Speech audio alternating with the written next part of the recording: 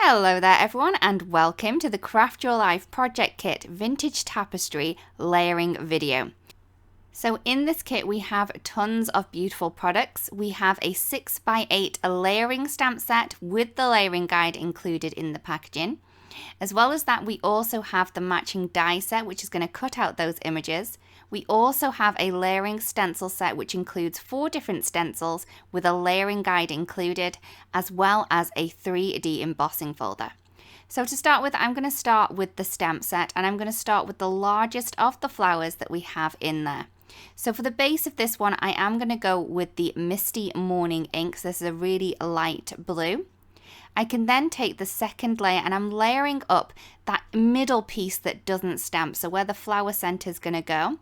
And for this layer, I am going to be using the Cloudy Sky ink. So I'm just going to make sure that those pieces that are in the center that don't actually stamp line up to line this one up here.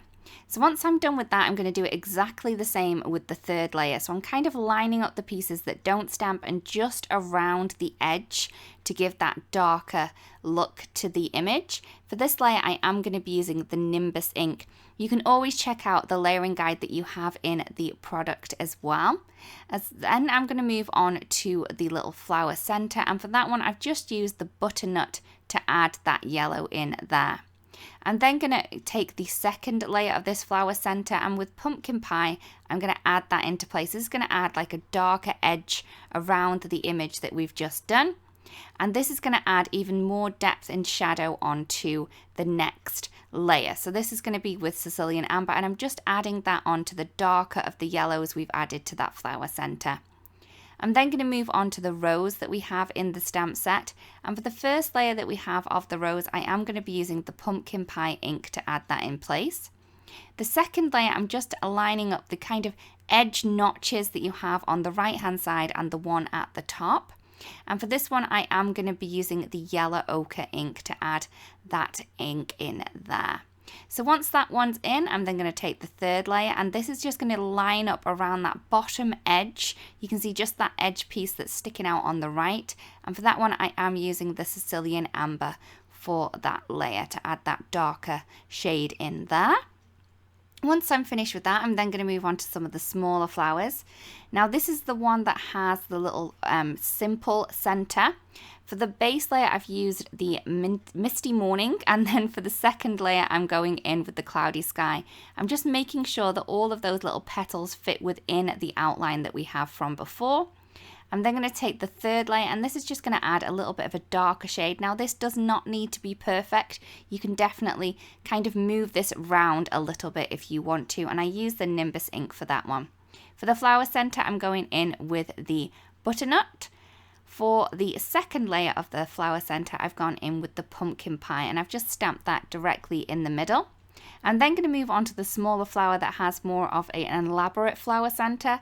The Misty Morning was used for the base layer, and then the second layer is going to use the Cloudy Sky. I've just lined up those the two top petals for that one there. I'm then going to move on to the third layer, and again I'm just lining up around the edge of the top and the bottom petals, and I've gone with the Nimbus for that one.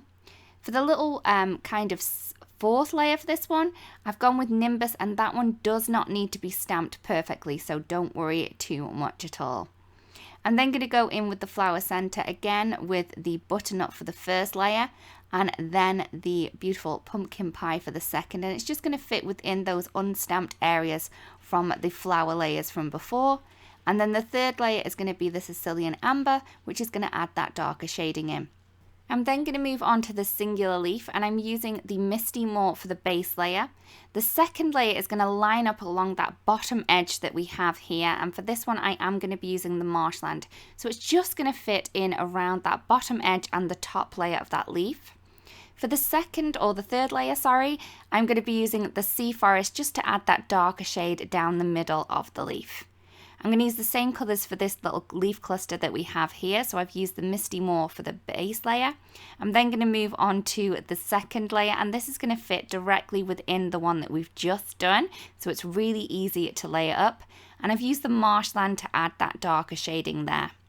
I'm then going to take the third layer and I'm lining up the branches first and then the leaves in the center points for this one.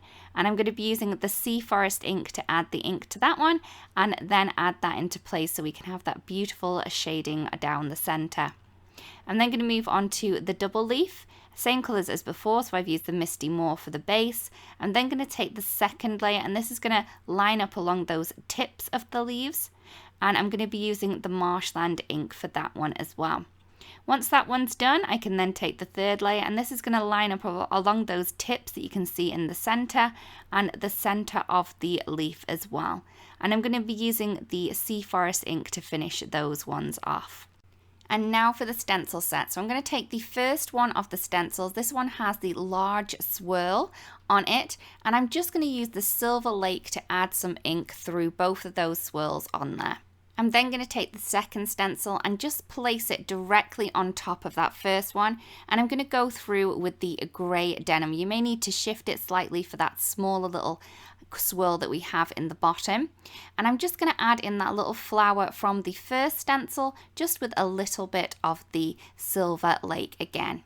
I'm now taking the fourth stencil and I'm just placing that around the stamped rose from before and just going through with the butternut. I'm then going to move on to the third stencil and this is going to be the beautiful floral vine. So I'm just going to place the first layer of the vine into place and I'm going through with the Marshland ink for that one. I'm then going to shift the stencil over to the right.